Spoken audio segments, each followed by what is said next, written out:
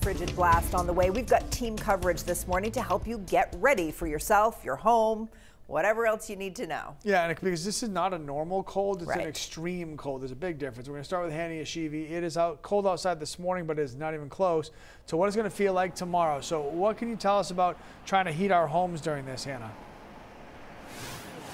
Hey, good morning, Lee and Sharon. Many Mainers rely on heat pumps. So for that, make sure they're clear from snow and debris. Turn up your heat pump a little higher than you usually set them, and then just leave them in that setting.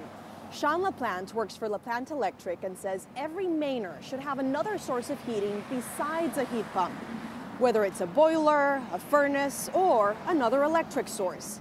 That's because as it's colder outside, the heat pumps work harder to keep up, so they can become less efficient. If the temperature drops too low, the system can turn off completely. Once the Arctic blast moves along, remember to switch back to your heat pump to keep up your energy savings.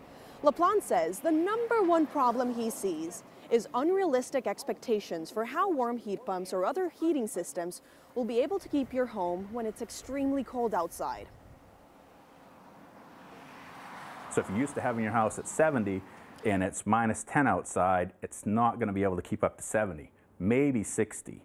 You know, so you just have to have that expectation. Like I said, if it starts to get really cold, like 50 or below, you know, make sure that you find other accommodations, because again, I've had a few customers that have had that happen, and I think they wish they had found accommodations earlier.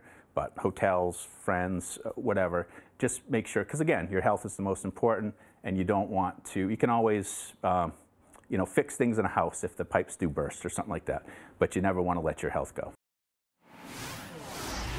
Later this morning, Sam Olson will give you some tips from a veterinarian on how to keep your pets safe from the cold.